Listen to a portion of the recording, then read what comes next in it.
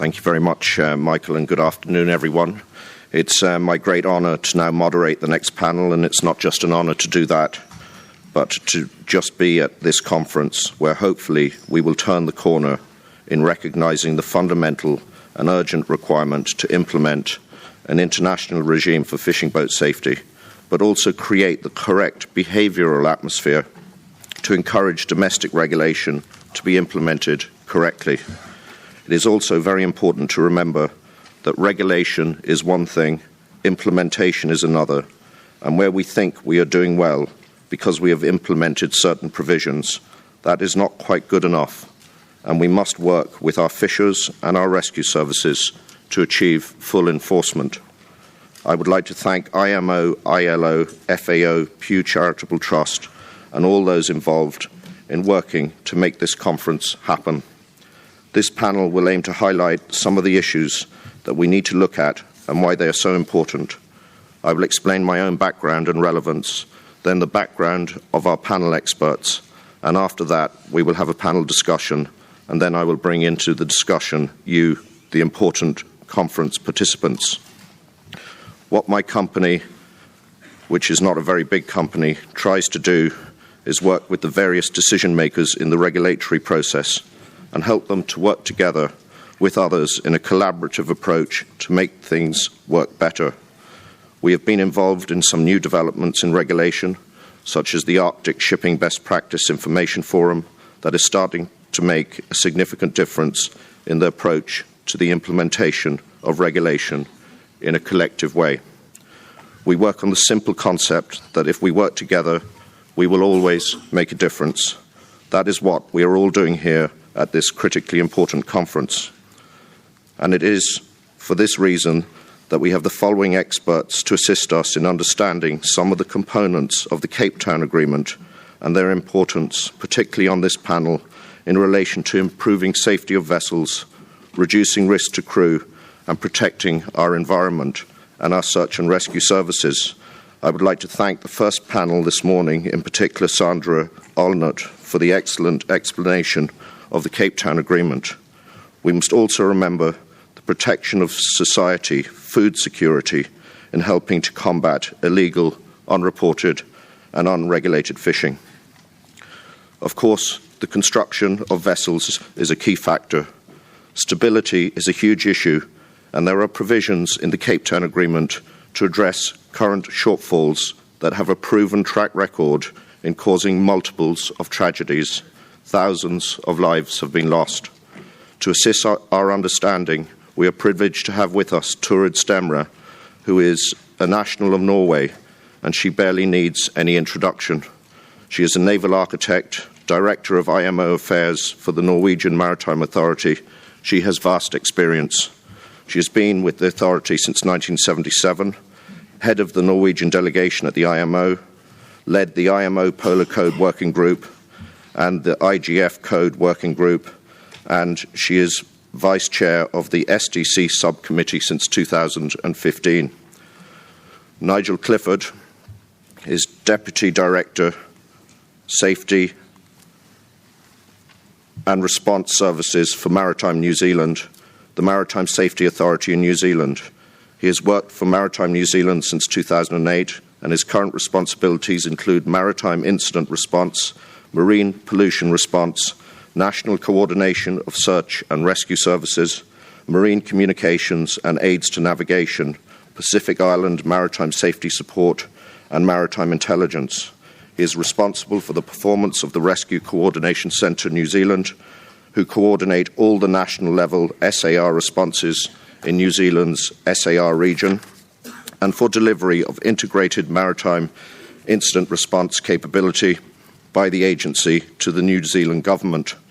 Nigel works extensively in the international maritime response arena, including at the IMO, where he is Vice Chair of the Navigation, Communication and Search and Rescue Subcommittee and Chair of the Search and Rescue Working Group, and at the Emergency Distress Beacon Organisation, COSPAS SARSAT. Prior to working for Maritime New Zealand, and of extreme relevance to the topic, Nigel was the United Kingdom Royal Air Force for 25 years, as an Operation Fast Jet pilot and flying instructor. Pierre Taranti is an important member of the panel. Fishing boat safety and the provisions of the Cape Town Agreement are very much about the need for the right tools and how important they are in emergency situations, and that, of course, includes emergency communication equipment. We are very lucky to have Pierre, technical advisor at the International Mobile Satellite Organization. We have Sverrir Konradsson, who works for the Icelandic Transport Authority. His field of work is maritime safety, international cooperation, and maritime facilitation. He is part of the team that represents Iceland at the IMO and the European Safety Agency. We also have, finally, Annika Koeman. She is the Marine Underwriting Manager at Marine Nationale Nederland, and since 2018, and its previous company name Delta Lloyd, where she started in 1976. She also represents the International Union of Marine Insurance here at the conference. So, I will start with Turid. Turid, what difference will the Cape Town Agreement make to fishing vessel safety and crew? I would like to thank everyone who has part in the organization of this conference. You've done a great job so far. Let's hope it works fine with this panel as well. Safe working conditions for people on board fishing vessels is directly linked to the design, construction, and maintenance of the vessel. Poor design, construction, and maintenance will lead to unsafe working conditions. The agreement sets standards for fishing vessels of 24 meters length and above, and from a technical point of view, it gives regulations on design, construction, equipment, protection of the crew, and the requirements are aimed at ensuring that vessels remain watertight, weathertight, even under adverse conditions, and reduce the risk of fire through built-in safety measures. In addition, it includes measures to ensure that spaces are not dangerous to crew, that life-saving appliances are available and sufficient, and that adequate emergency procedures are in place. And by creating these minimum safety standards for the global fishing fleet, the agreement will potentially save the lives of many fishers operating on the high seas. Thank you, Turid. Can you give us some examples of the specific problems in construction of fishing vessels and how the Cape Town Agreement would address those? Fishing vessels, as you all know, comes in various designs. And obviously, it is difficult to find a solution that suits all types of vessels. However, there are some basic principles in ensuring safety. And to say it very simple, it's do not get flooded and do not catch fire. Thank you, Turid. If I may just say a little bit more about that. Sure. And an issue close to my heart is stability, as was mentioned. And there are examples where vessels' design has been optimized based on potential earnings, setting aside safety considerations. Maximizing cargo hold sizes with little or no protection to prevent water to ingress, and almost zero freeboard are issues that directly influence on the ship's stability, leading to situations that potentially can capsize or sink the vessel. And this is why the provisions on construction integrity and equipment in Chapter 2 of the CTA and stability and seaworthiness in Chapter 3 requires that ship meet strict standards in addition to being inspected in the periodic surveys of the ship. Thank you, Turid. And what other construction issues do you see as causing problems, maybe in terms of bad design or motivated by cost savings?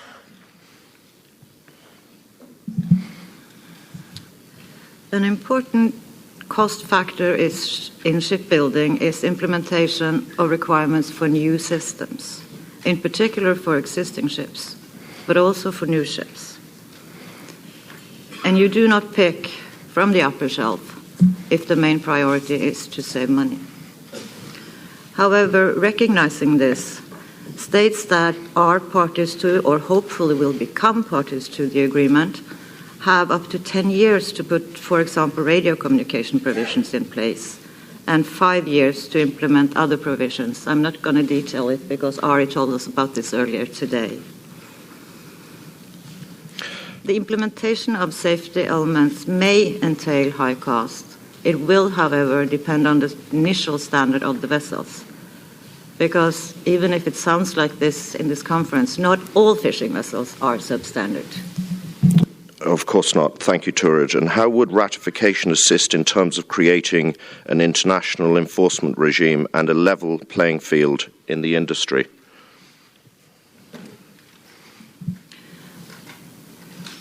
One of the most important requirements in the agreement is that it requires ships to be certified and surveyed by its flag as a proof of compliance with the requirements. Such internationally agreed certifications opens the gate for port state controls and facilitate uniform inspection of foreign flagged vessels. This will increase the transparency of the fishing operation, as well as ensuring equal working conditions for fishers, irrespective of flag. It will also help to detect and stop substandard vessels competing with vessels that invest in safety. Thank you, Turid. And finally, even if Norway is not an EU member, you have implemented Directive 9770 EC, which has already brought into force most of the regulations in the Cape Town Agreement. What is the interaction between that and the international regime as you see it? The regulations governing the safety of fishing vessels in Norway comply with EU legislation that implements most of the provisions of the CTA. Given that we already had implemented the Torremolinos Convention and its related protocol, neither the EU legislation nor the ratification of the CTA affected the design and construction of fishing vessels in Norway. And we also require vessels operating in our waters to comply with the provisions of the agreement. So, Michael, you may say that we did not need to sign up to the CTA to enhance safety for our vessels. However, it is important to note that vessels flagged in states that has not ratified the agreement and do not operate in ports of states that has ratified the agreement will not need to meet the regulations of the agreement. And the main purpose of the CTA is to raise the safety standard for fishing vessels globally. And as IMO members, we have obligations beyond our national waters. Ratification of the agreement to ensure its entry into force is necessary to provide the same level of safety and safe working conditions for all persons on board fishing vessels, regardless of flag and area of operation. Thank you very much, Turid, for highlighting those important points. Nigel, how important, in your view, are the Cape Town Agreement provisions? Thank you, Michael, and good afternoon, everyone. New Zealand is a Pacific nation with a vast area of maritime interest, stretching from Antarctica to the Pacific Islands. The New Zealand search and rescue region is one of the largest in the world, and the great majority of the area is sea. This area is rich in natural resources, but also sparsely populated with relatively little in the way of search and rescue assets. There is a significant level of fishing activity, legal and illegal, much with larger vessels that fall within the Cape Town Agreement provisions. The CTA is important because it will improve safety for crews, safety for vessels, and increase visibility of activity. This will help to reduce loss of life, protect the environment, and support legal and sustainable fishing into the future. Thank you, Nigel. And what are the key reasons why the Cape Town Agreement are important from a search and rescue perspective? The key reason the CTA is important from a SAR perspective is that the provisions will save lives. Improving fishing vessel safety and fishing vessel operations will reduce the number of accidents and incidents, save lives, and avoid expensive and difficult search and rescue missions that themselves put others at risk. In the Antarctic region alone, since 2004, we have responded to multiple incidents involving fishing vessels. Lives have been lost, people have been injured, and responders have been put into harm's way reacting to these incidents. Over time, the CTA will raise standards, improve safety, reduce the number of incidents, and save lives. Thank you, Nigel. What have you already seen as best practice that is going beyond regulation because the CTA is not in force, that is obviously needed? New Zealand sees many administrations taking unilateral action to impose CTA-level standards onto their own flagged vessels. These actions include specific standards around vessel design and construction, safety equipment, and operating methods. New Zealand participates in a comprehensive oversight system as part of the Antarctic fishing regime, deals bilaterally with countries that operate long-distance fishing fleets, and cooperates closely with Pacific Island countries to support their fishing regimes. Extensive collaborative effort goes into combating IUU fishing, both in Antarctica and in the Pacific. Work to apply the provisions and standards of the Polar Code to fishing vessels is ongoing and complements the work on adopting the CTA. New Zealand took the step of requiring foreign-flagged fishing vessels operating in our area of jurisdiction to reflag to New Zealand as a way to give us the ability to enforce better standards. Thank you, Nigel. What do you see that would be different if the CTA was enforced? Lives would be saved, the environment would be better protected, and the fishing ecosystem improved. There would be less search and rescue missions, reducing risks to responders and saving money. The overall system would be safer, cleaner, and fairer, a level playing field for all. New Zealand undertakes frequent search and rescue missions in Antarctica and the Pacific for accidents and incidents involving fishing vessels.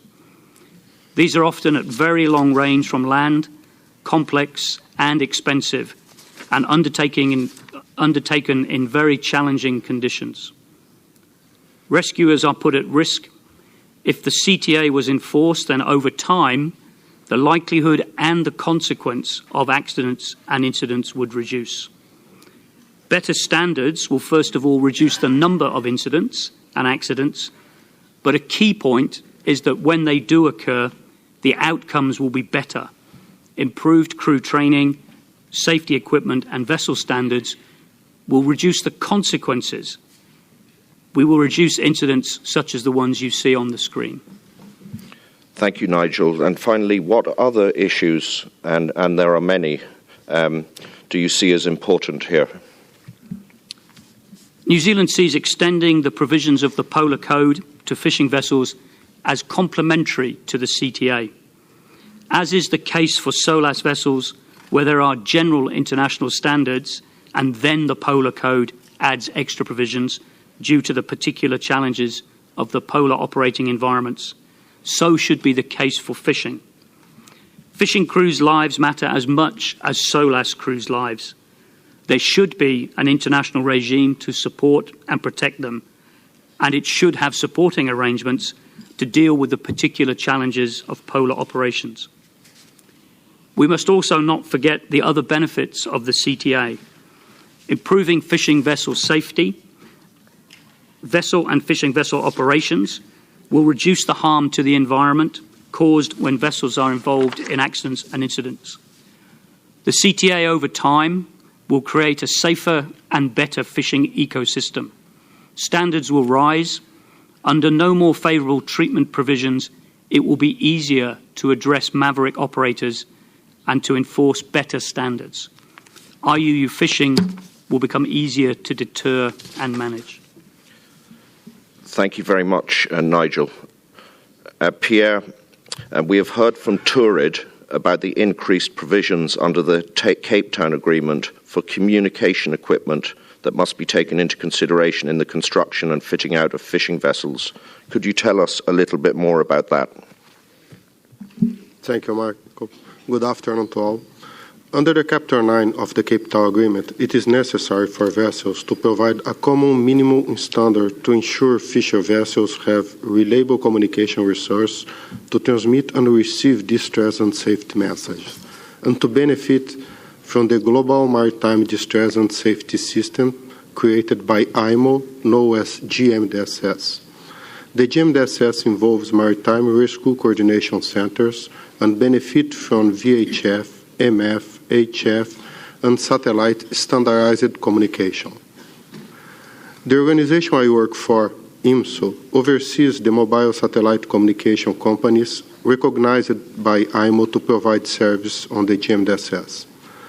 The current regulations require that all satellite terminals installed on SOLAS-type ships are properly tested, maintained, and operated by qualified personnel.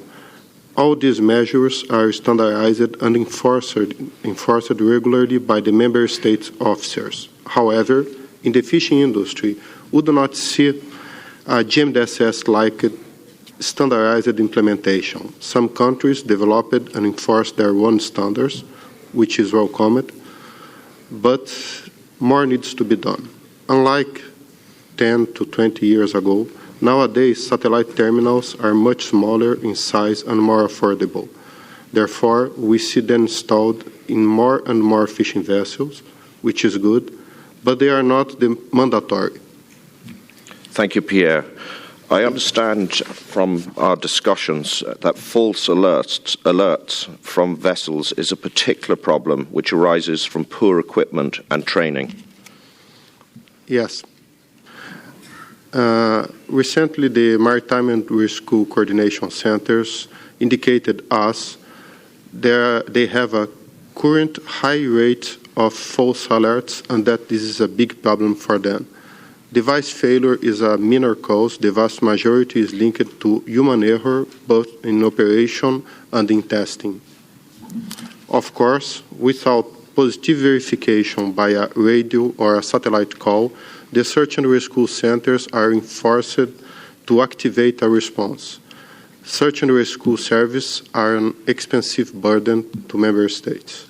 In addition, an additional problem is the widespread use by fishing vessels of devices with distress alert features that are non-GMDSS compliant.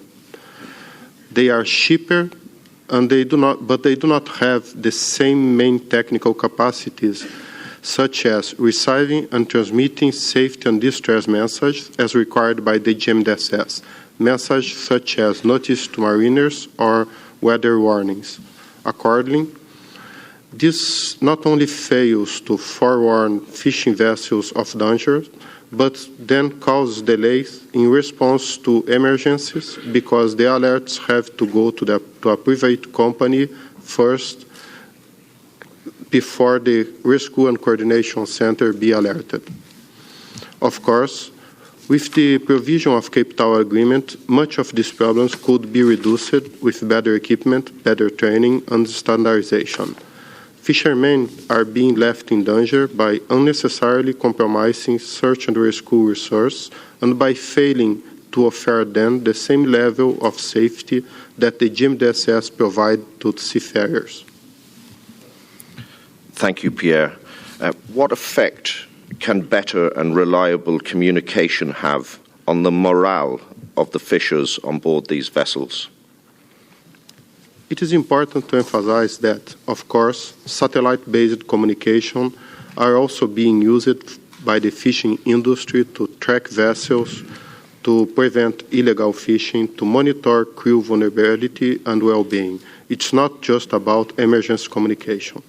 Proper equipment and training allow for general data record and transmission and also for voice communication. It plays an important role for the health and well-being of the crew.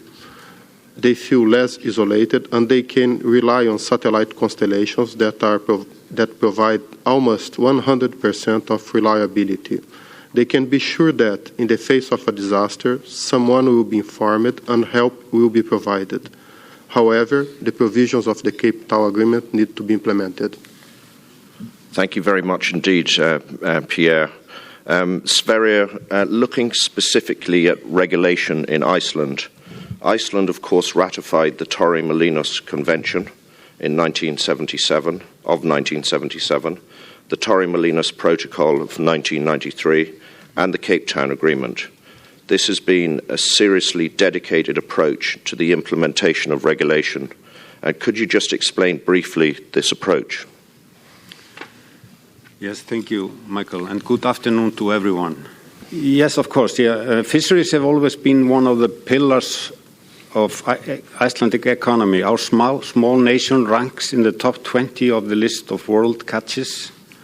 We have an annual catch of around 1.2 million tons, around 2,500 registered ships.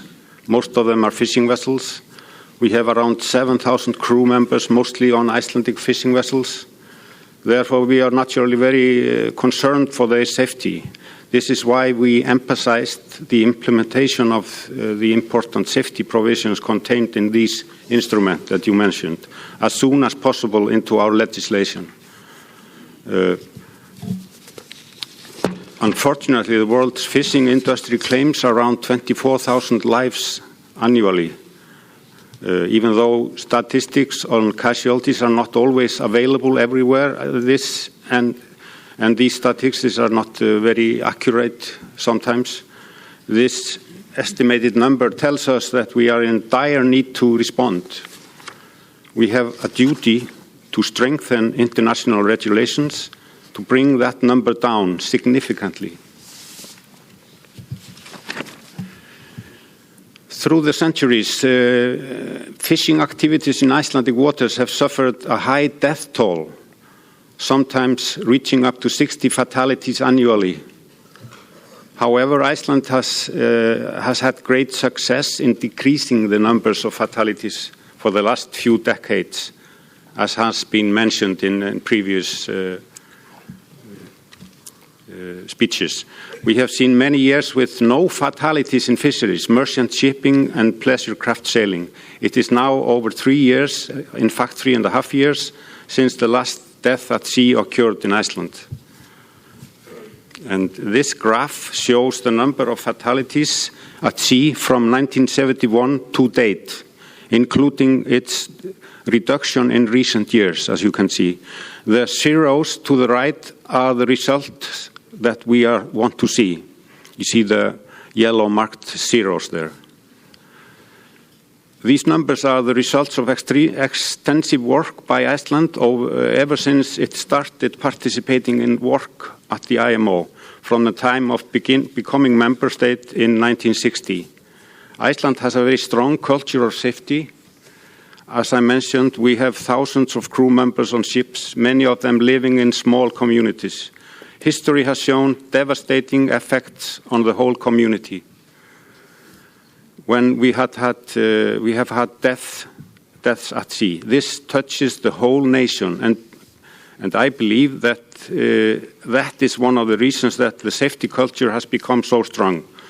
And I must reference our former director of shipping, the late Mr. Hjalmar Bárðarson, which some of you might know because he was an active IMO participant.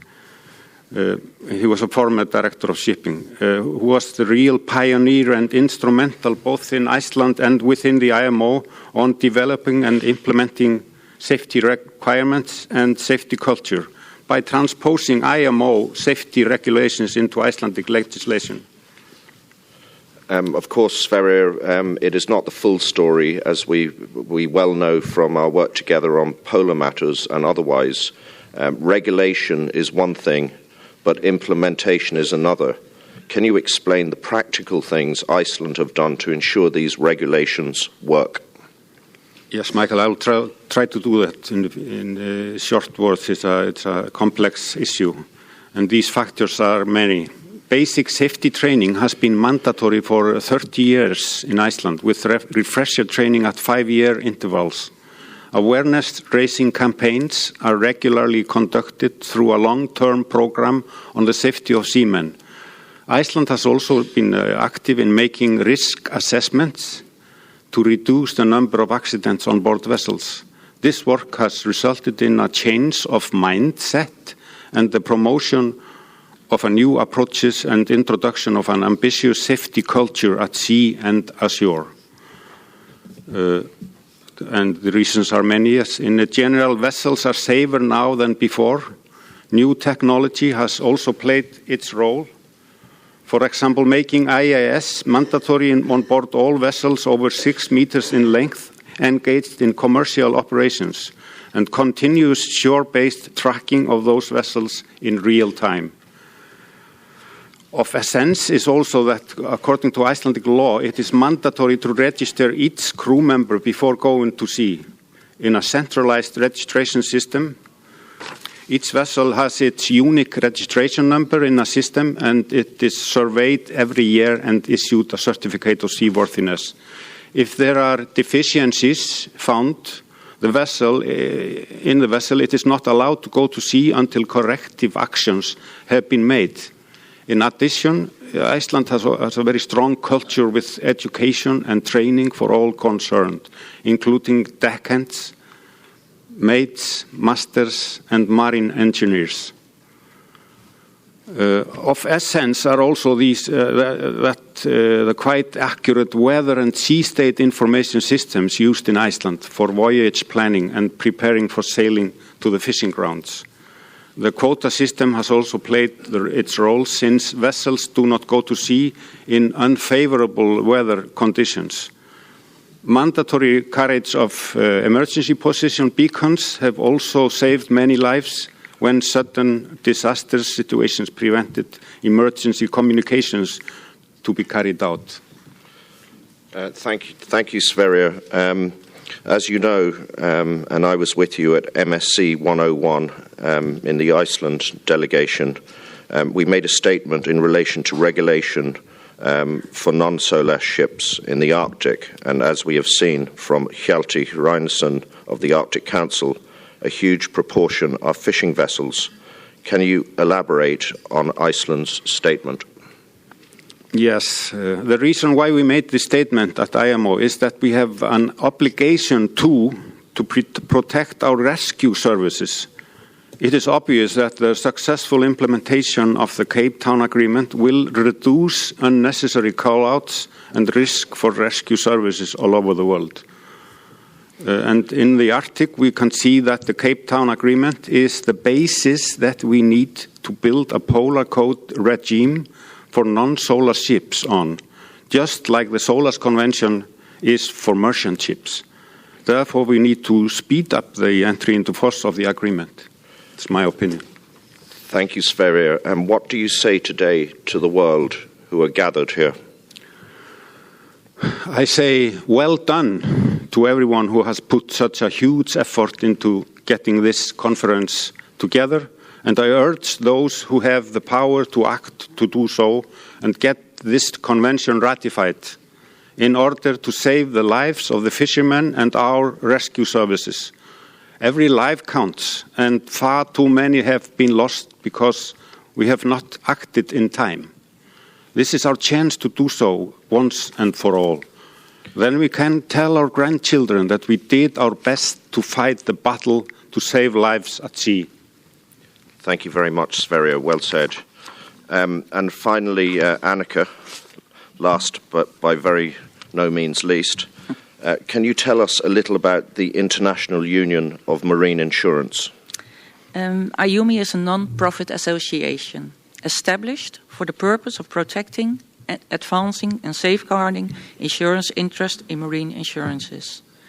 It also provides an essential forum to discuss and exchange ideas, information and statistics for marine underwriters and with other marine professionals.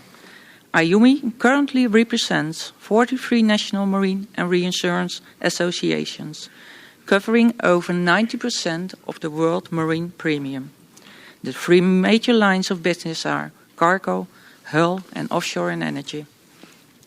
And Annika, why are best practice initiatives and regulation important for the insurance industry? Regulatory frameworks are essential for insurers to be able to provide coverage. Without rules and regulations, There are no legal boundaries as to what is allowed and what isn't. For this reason, these provisions are important for insurers to base their policy wordings on. A good example for an emerging regulatory framework are autonomous vessels or unmanned transports. To become insurable, the use of autonomous systems must rely on proper industry standards, certifications and regulatory regimes. The current IMO provisions do not foresee in unmanned ships. Therefore, such new technologies must be accommodated in the existing rules and regulations and conventions. The ongoing regulatory scoping exercise in IMO's maritime committees is an attempt to integrate developments into the regime. Thank you, Annika.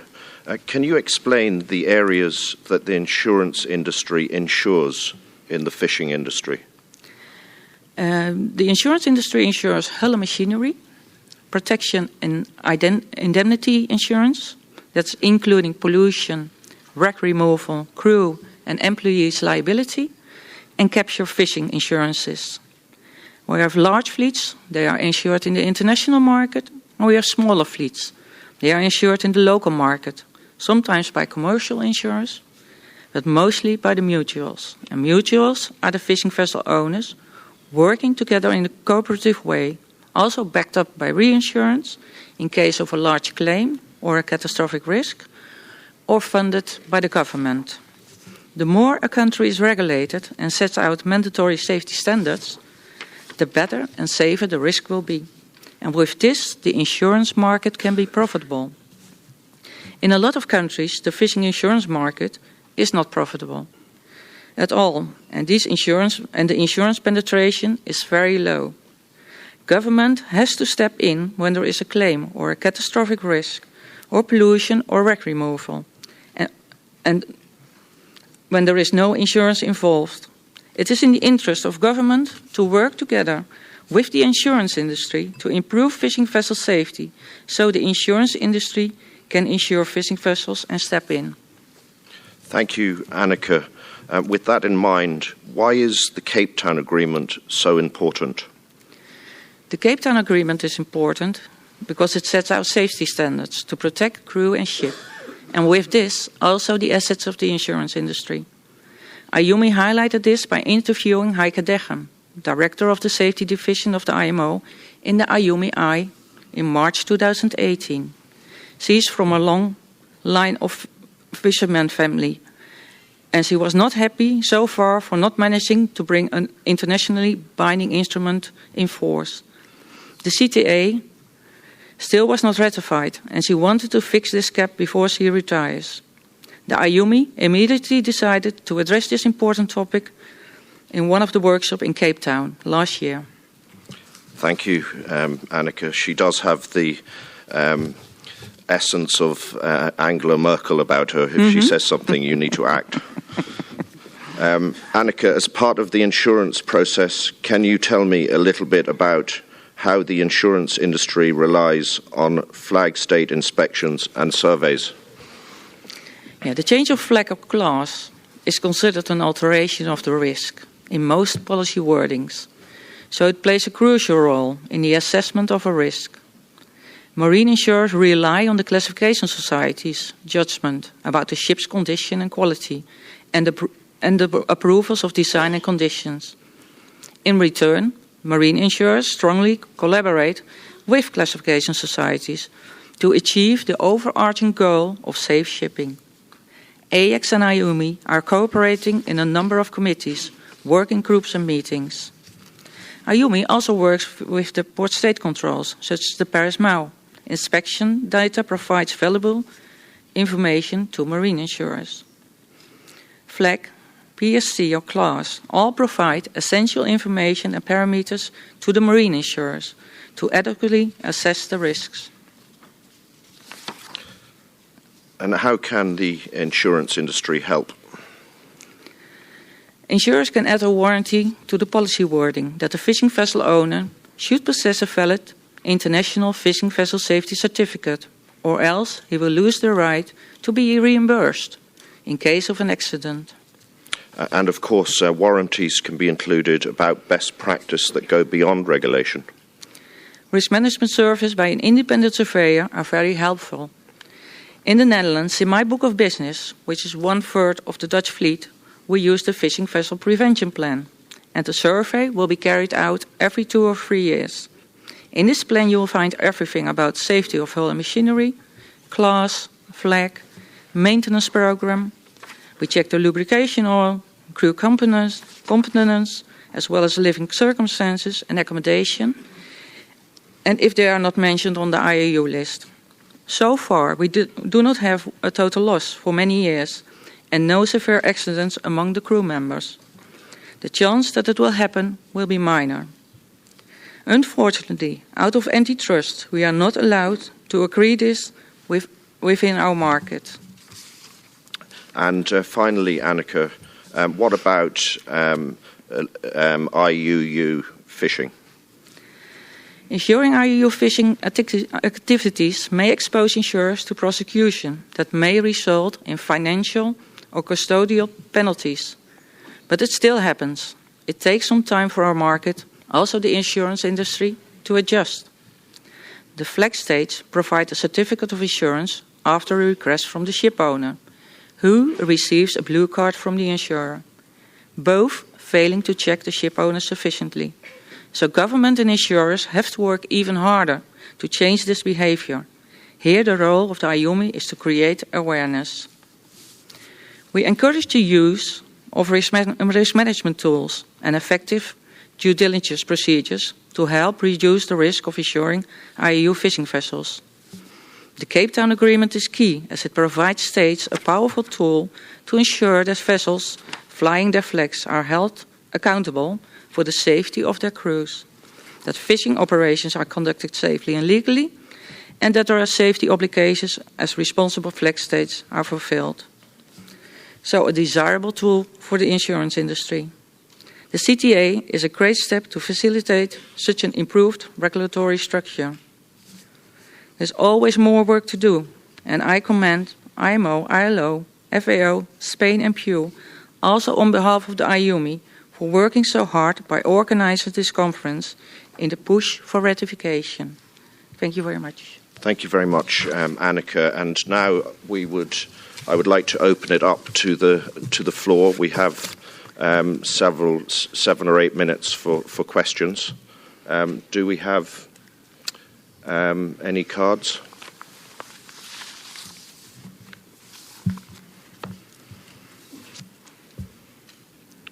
Well, our panelists have done such a good job that the audience is completely informed.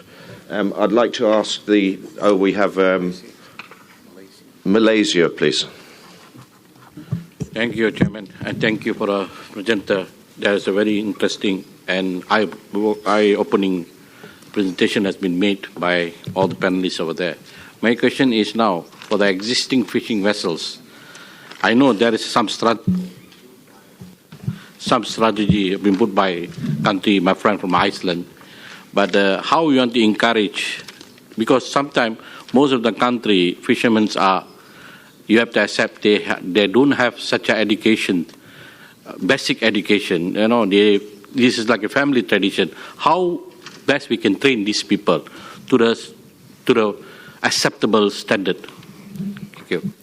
Thank you, Malaysia. I think, Sverrir, maybe you could explain the program in Iceland that you put in place to work with local fishermen, and as your colleague from Iceland mentioned earlier today, change the mindset of the fishing community.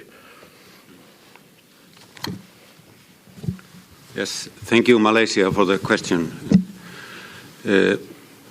Iceland has, for a long time, emphasized education of seafarers and down to small fishing vessel owners and fishing vessel operators.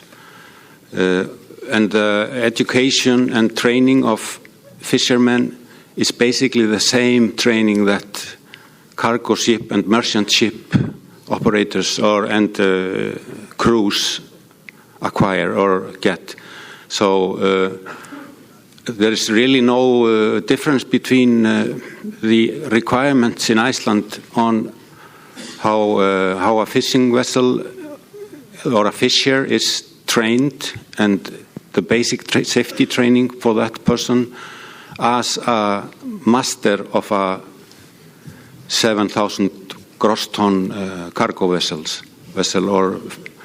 So we have emphasized this, that everybody needs to go through the same basic safety training and the various school stages according to the sizes that they are allowed to be registered on. And this is, I believe this is something that is very important to, for example, we have ratified the STCWF Convention, I recommend ratify that one and apply the basic safety training measures. Okay. Thank you very much, Sverre. And Nigeria, please.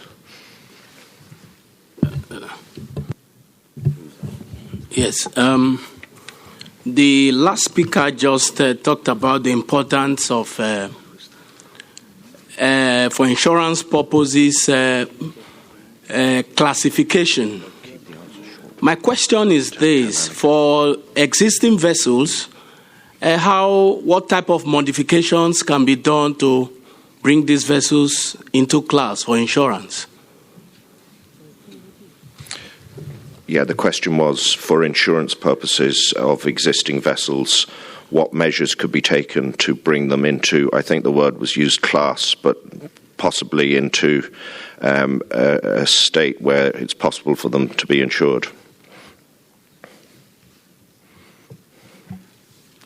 The only way where you can insure vessels is when they are safe, when the fishing vessel owner do everything what is necessary to keep his ship safe and the crew. We are a market who are working with profit, and at this moment the fishing vessel market is not a profitable market because there are happening such a lot of accidents. So we have to work hard on that side. Thank you very much, Annika. Can we? I think it's Panama. Is it up there on the left? Panama. Thank you, Panama. Yes. Good afternoon. Thank you for all the panelists to sharing all this important information. The question is regarding the trainings. Are you going to provide any minimum list of trainings so we can check in order to give the license, same like on the... Anyone understand that? Torrid? Well, I think that now that a lot of... Bring it closer. Sorry. I think that most of those who have actually ratified the STCWF Convention will see that, at least from our point of view, what is coming in there is probably something that would be the minimum requirements for training. And you can actually look at the proposals there, and they would be pretty much close to what at least we've done in Norway, and also with having safety courses, for example. Don't know if that's helpful. Thank you, Torrid. St. Vincent and Grenadine, please. Okay, thank you very much for your contributions this morning. Your lectures were very informative. From St. Vincent, I have 3 questions. The first question is, well, it's more of a request, actually, for you to expand a bit more on the satellite integration in the search and rescue operations. The second question is related to whether there's any plans for those satellites to be updated, because I know some satellites are sent up in rotation.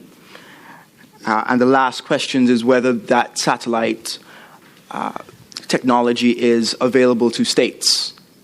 Thank you in advance for your responses. Thank you. I think for the first question, search and rescue, Nigel, do you have a quick comment?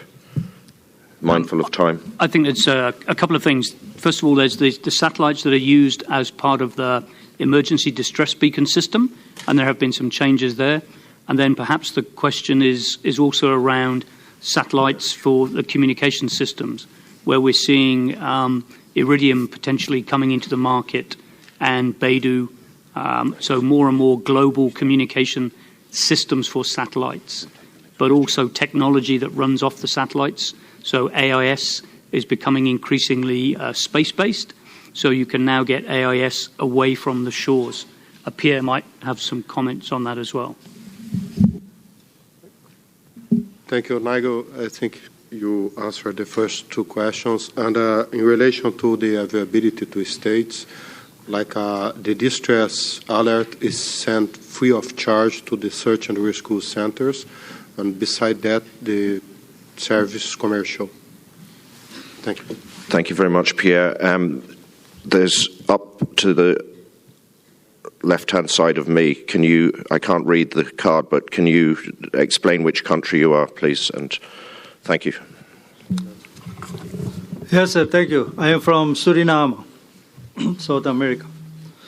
On the issue of the satellite, what are the possibilities of the satellite, the technology, in tackling the IUU in the light of IUU proposals from Suriname? Which organization, what are the costs?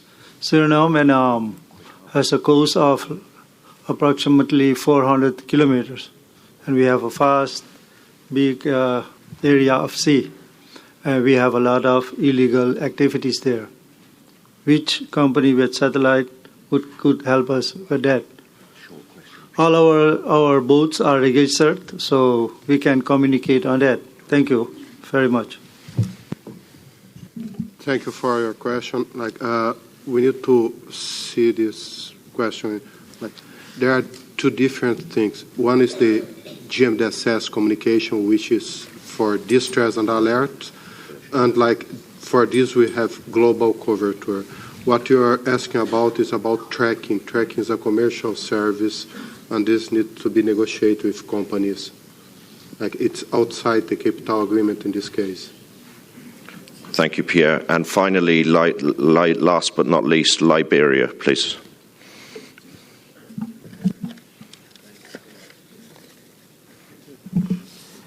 The last speaker spoke about marine insurers and classification societies. I would like to know, is there a collaboration amongst the classification societies, the P&I clubs, and marine insurers in combating IUU from her experience? Keep it short, Annika. Yeah, we don't work together with the classification societies on the IUU specifically. We work with the classification societies on the technical matters, if that's what you mean. Yes, and just I can add to that, having done a lot of work with Lloyd's of London, only a few weeks ago we had, and they insure a lot of vessels around the world, we had the British, the United Kingdom fisheries enforcement team in giving specific guidelines to insurers with detailed guidelines of what to watch out for and in order to avoid innocently insuring IUU vessels. So there is a lot of work going on in collaboration between the various parties, but there's a lot more to do. So thank you very much to the panelists. And I'm afraid we don't have time for any more questions because we're running slightly over, and so my apologies to that state over there. But you can speak to any of us afterwards. I would like you, the audience, or to thank you, the audience, for your kind attention on these most important issues and your interaction. And please, can you join me in thanking the panelists? Thank you.